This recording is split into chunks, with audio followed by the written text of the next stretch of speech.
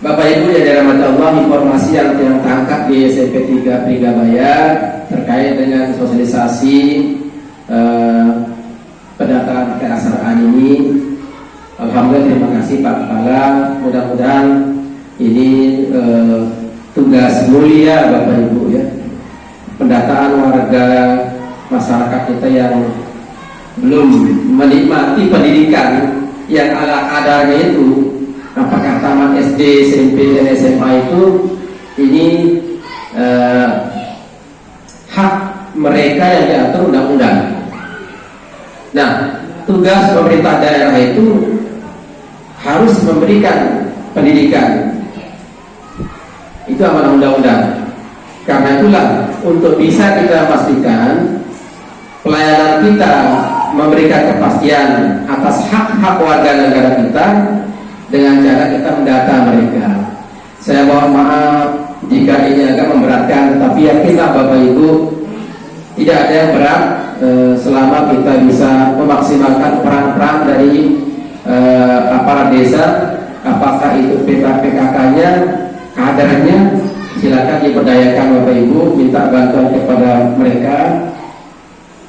Tentu ajas kemanusiaan berlaku di sini Bapak Ibu, artinya ya maulah berbagi.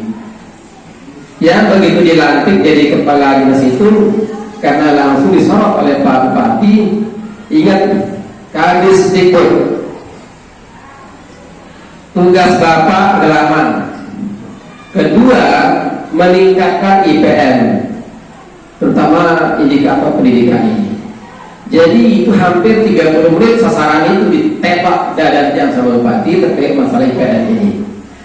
Sementara kalau kita melihat apa yang menjadi upaya pemerintah daerah ini sedang berjalan, artinya kegiatan PKBM juga tetap berjalan Bapak Ibu, menghabiskan uang miliaran. Toh juga tidak pernah beranjak dari urutan ke-8 bahkan 9. Nah, pertanyaan kita kok tidak ada perubahannya, sehingga setelah yang pernah berpikir bagaimana langkah strategis yang harus kami jalankan untuk melaksanakan amanah pemerintah daerah. Nah, saat itu ada kebutuhan kakak ya dari anak saya di fotokopi. Nah, sambil saya ngopi-ngopi, saya baca-baca Ibu Ika ya, anak kakak itu Risma tamat SMP. Kaget saya kan, Muhammad Izamuddin SD. Padahal ini mereka sudah sarjana semua, tinggal satu anaknya di SMA Yarsi sekarang di mana. Dari situlah dia berpikir, oh ini salah satu faktor kualifikasi pendidikan masyarakat kita tidak diupdate.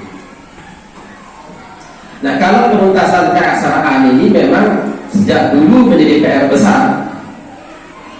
Tahun 2009 kan dia kepala seksi di situ waktu itu. Jadi waktu itu zaman TGB itu, mohon maaf, boleh saya mengatakan penghamburan uang habis-habisan.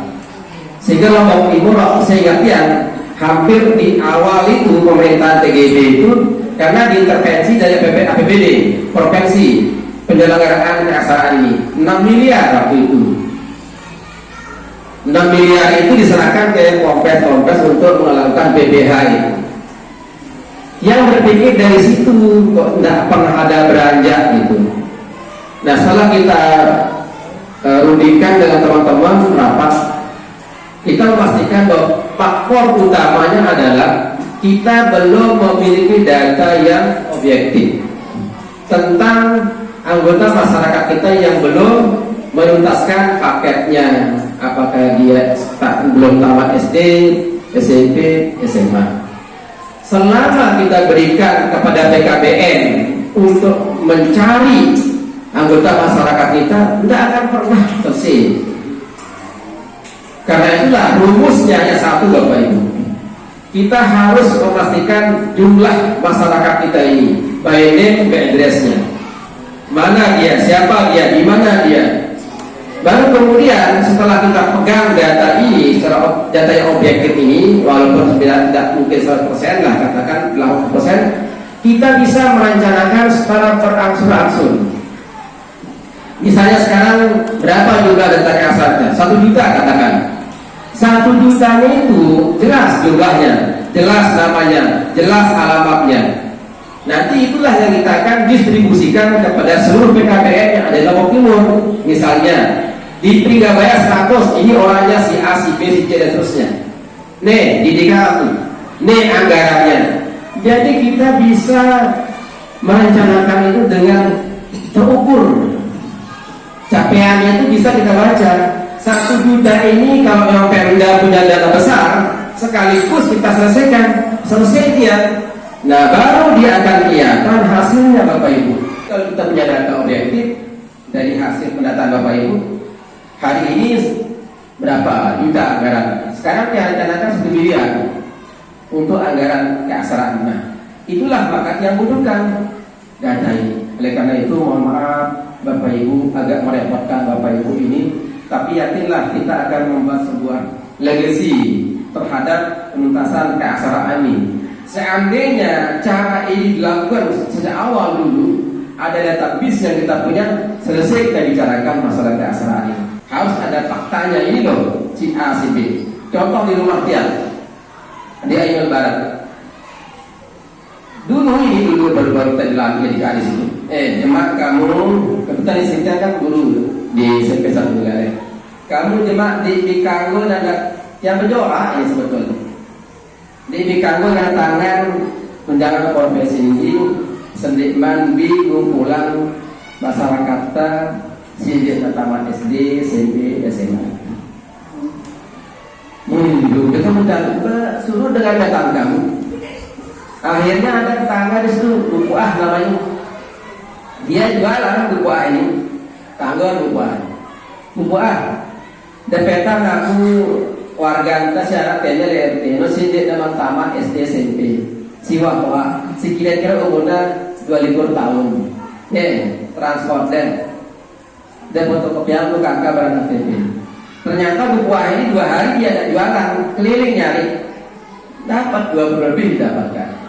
Ditambah lagi, nah ya begitu diserahkan fotokopi KTP dan kakak ini, ditambah lagi 10.000 sama istri saya.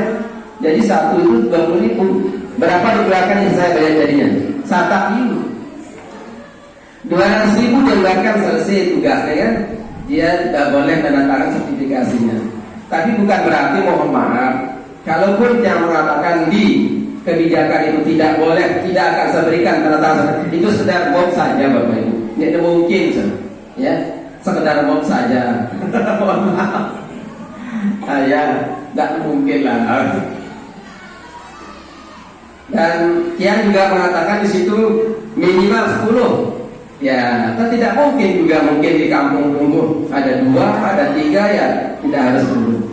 Intinya Bapak Ibu ada itikat baik, kebersamaan, kegotong royongan kita untuk menyelesaikan masalah keaksaraan secara sungguh-sungguh.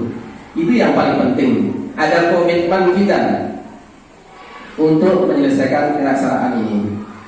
Sehingga nantinya ketika ini selesai, maka insya Allah ini adalah legacy kita semua atas partisipasi Bapak Ibu.